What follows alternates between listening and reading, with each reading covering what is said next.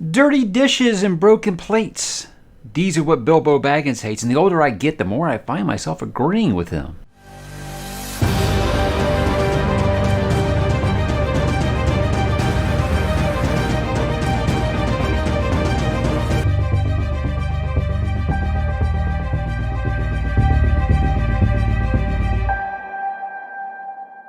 Hey, what's up, Shire folk? Today is my 11st review. Not really, but I'd love to try to find a way to work that in anytime I have the opportunity to. So guys, Mike back today to talk about the 1937 classic, The Hobbit by J.R.R. Tolkien. Maybe the most influential fantasy book of all time. Now, guys, this here has been translated into 50 different languages, has sold over 100 million copies. And another little fun tidbit about this, it has been in publication for 85 years and has never once went out of print. So it just continues to endure all these years later. We're going to kind of talk about why. Now, guys, in case you have missed it, I am going to be doing nothing but Tolkien stuff once per month. Well, not nothing. That's kind of a broad field there. I'm going to be talking about Tolkien once a month leading up to the release of The Rings of Power on Amazon Prime. Regardless of how you feel about that series, because I'm lukewarm on it as well,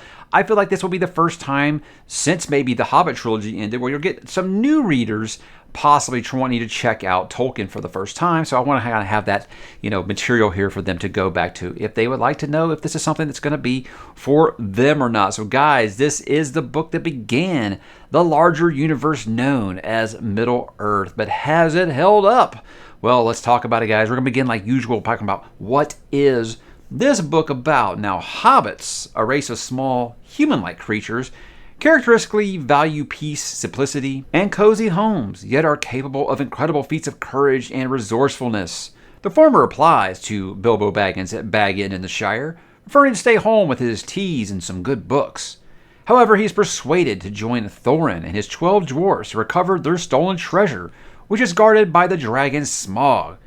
During the expedition, Bilbo finds a magical relic, as well as many things he never knew that he needed in his life, while maturing from a seeker of warmth and comforts to a fighter, however humble, for the greater good. Guys, that takes us all the way back. 1937, the beginning. Middle Earth. This is The Hobbit by J.R.R. Tolkien. Now with this book, when you start with the good or the bad, we got to start with the good, guys, because there's a ton of it. I got to say, I love that this is your first step into a larger world, as Obi-Wan Kenobi might say. I feel like this is just the tip of the iceberg for what this universe would become. But even then, it still feels like you can just feel that larger world, this mythology just being born right before our eyes. You can see why this captured young readers and older readers alike back in the day. Why they really latched onto this and they really just got kind of swept away. Because look, J.R.R. Tolkien did not create fantasy with this book, but what he did is he kind of normalized it amongst the masses. It wasn't just something for children or college professors anymore. This made it hit the mainstream to where everyone really kind of got into it. Now, this is marketed as a children's book, and I think it is very much approachable for young readers. I think it's something more like, it kind of falls in like with Chronicles of Narnia or Harry Potter, in that, yes, it was targeted towards younger readers, but older readers they got quite attached to it as well, as you can see here. And I get a lot of people that tell me, yeah, I really like Lord of the Rings, but The Hobbit, I don't know, that's kind of kiddie. I don't know if I really want to go back to it and read it. Well, I'm going to tell you why I think you should, because I think that this book has a surprising amount of depth for something that is considered a children's book. And I kind of look at it like you would a Pixar movie. It's great for the kids, but there's some things that, they might just kind of fly over their head. But, us parents are always kind of chuckling on the side because we understand what they're doing. Kind of like that. It has those things. It is targeted towards younger audiences, but there's lots of things that, they might not really grasp right away, but we're, us old fogies here like me, 43 years old, are like, yeah, that's really great because I know what's to come. In Lord of the Rings, it really is foreshadowing that well. But I think that this is a book isn't just really for children. I think it's targeted for all ages. It's all genders, all religions, no matter what. This is truly a book for everyone. And there's very few fantasy books I can say that. I feel like anyone can touch it. Even if you're the biggest fantasy snob and you can go back and say, yeah, that's for 12-year-olds or something, like whatever they do. I think you still have to admit that this book has some charm and just something about it that just makes it feel eternal and makes it feel special. And yeah, that's why I can't just say, yeah, this is just a kid's book, and if you missed it when you were a kid, you're not going to really like. I think children can kind of look at this at the point where they love their action hero and their story, their adventure and things like that. Whereas, us adults can kind of obsess over the world building and things that would be to come in the Lord of the Rings. But I think what he does so well in this is there is no real preaching. There is no finger wagging about moralistic values. He does instill those, but not the way that you've kind of gotten used to with modern fantasy about this is right, this is wrong, and this is what you're doing wrong in your life. It's not like that. He does just like your very basic stuff here. Cruelty is wrong. Hope and courage are important. Money isn't everything. It can't buy you happiness. Those things, just very simple, black and white, right there for you. And I think that's something that is great for children, obviously, without any kind of allegory or anything like that. I think that he really just does just very basic human stuff, and I think that makes this why this has kind of endured all this time, because you can't look back at it and be like, no, this is bad, this is wrong, this is problematic, or whatever people say about every fantasy book before the year 2015. It really does just kind of focus on friendship,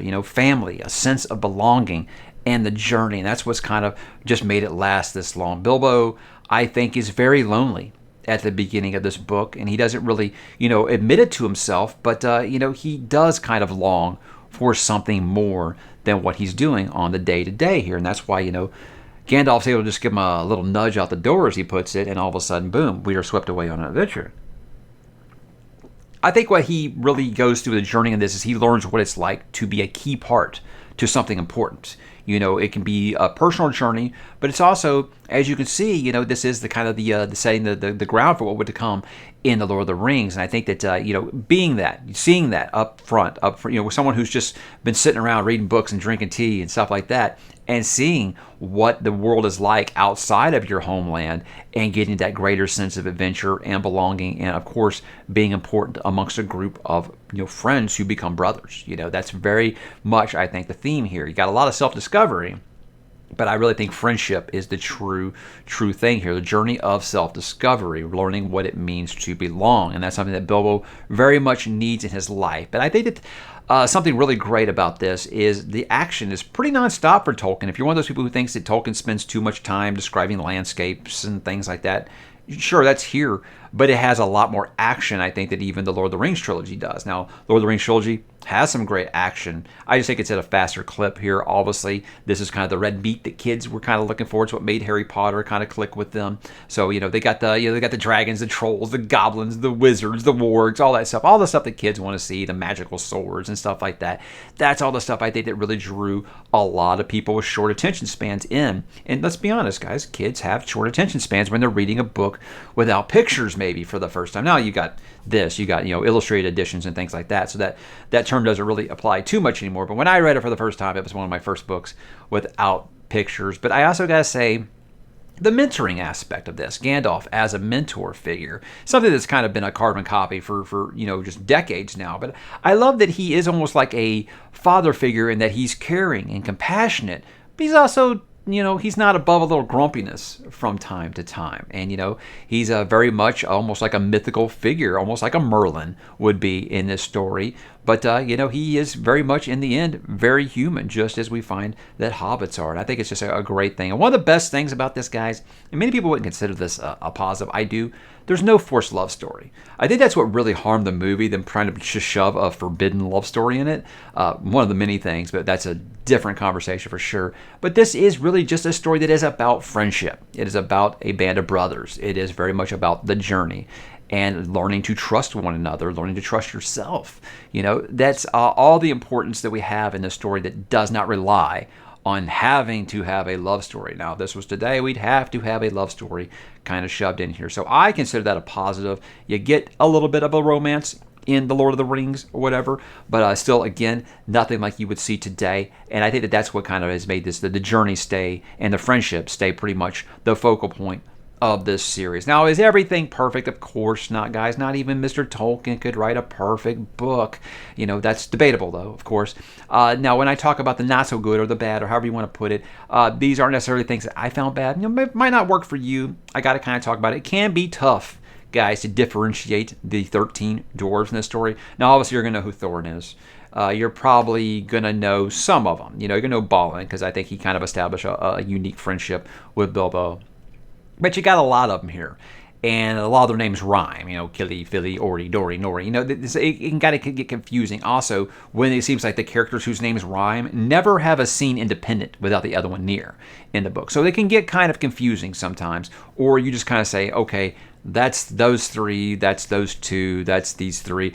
And you don't really know what each one is about. So that's kind of going to be the perils when you have a book this short, is that you're not going to have the development for each character being able to differentiate this party of 15 people.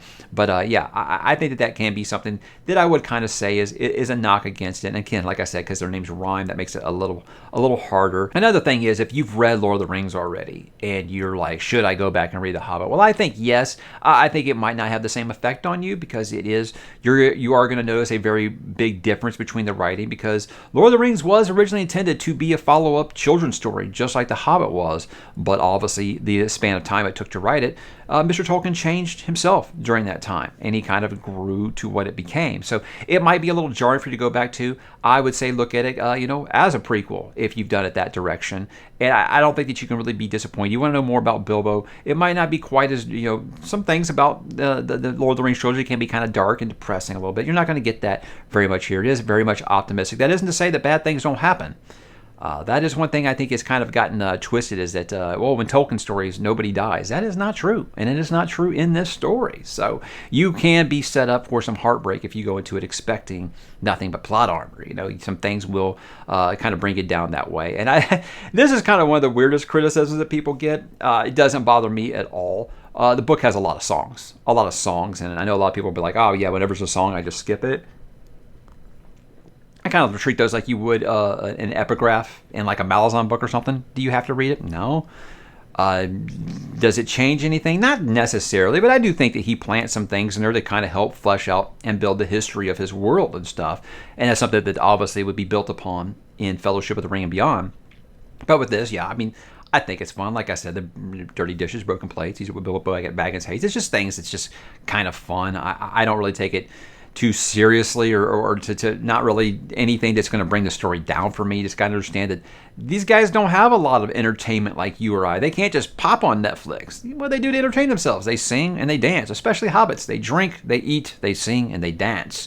So you got to think that, they might actually sing, and they might actually sing under circumstances you wouldn't be expecting it. I don't think it's quite like a musical.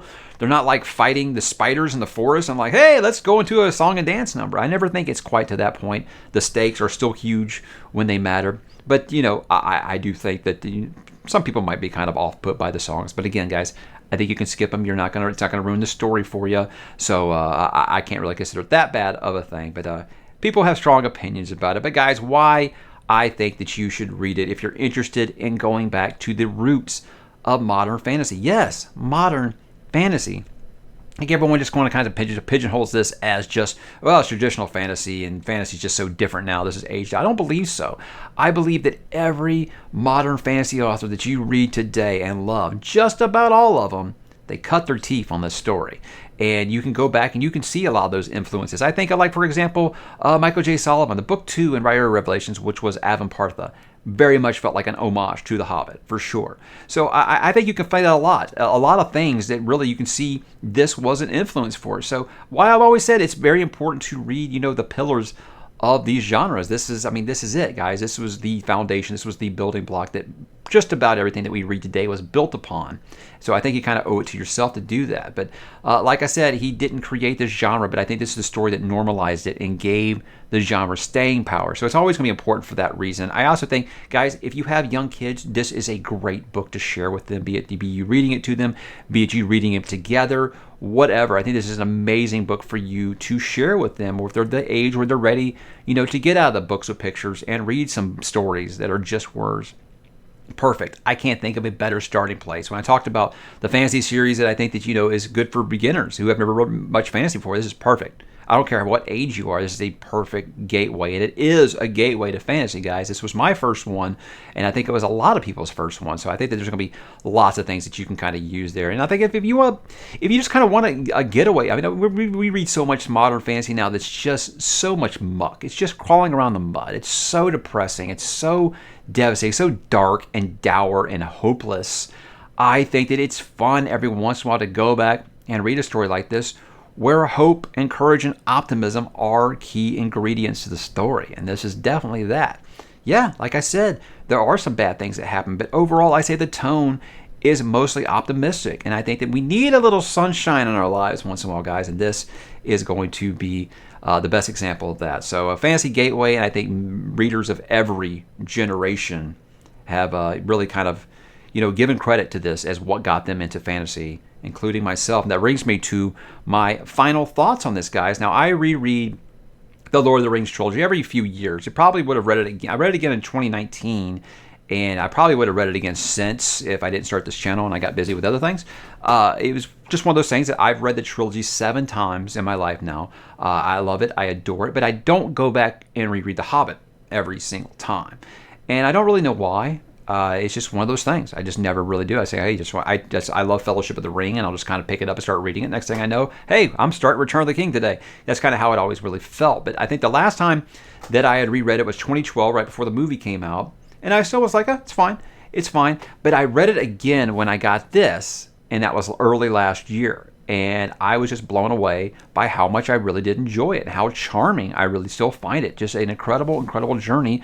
And it's just a great story of friendship. So it just kind of gives you the warm fuzzies, guys. And sometimes you need those warm fuzzies. And I love that not every character's safe, even in a story like this, because there are some devastating things that happen in it. And they mean a ton, but it's not doom and gloom the whole time. It reminded me of why I first fell in love with this story as an 11-year-old. It was something that we read in school when I was 11, 6th grade, and I just could not get enough of it. Now, I didn't read Lord of the Rings until a few years after that. I had no idea at the time. I had no idea that The Lord of the Rings was the sequel to The Hobbit. I didn't know these things because, I had a brother that was into this stuff, but, I didn't know anyone else really that was reading fantasy books. They considered, I'll watch the movie. Kind of like it is today, really. But, when I read it in last year, I found it had every bit the same amount of charm. It had the same amount of adventure, all that stuff that I loved as a preteen. It was still here, and it was still relevant. It was still fantastic, guys. And I cannot recommend this book enough, no matter what your age, what your gender, what you believe or don't believe.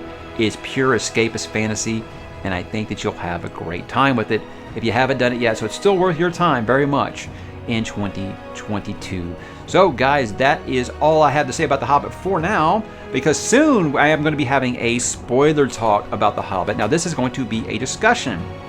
I don't have those guests lined up yet. I would ideally like this to be like a 4-person conversation, including myself. I have one guest, obviously, I know that would be in, but until I have the others in there, I don't want to kind of make that commitment to you. But as of right now, at least one other person is going to come on the channel. We're going to talk spoilers for this book. So if you want to know spoilers, just wait. That'll be coming in a separate video. And for the month of June, guys, the book will be The Fellowship of the Ring as we start into that original trilogy of books to talk about on the channel here. So that's what I have for The Hobbit. Have you guys read it? What did you think? Drop in the comments and let me know, and I will talk to you there.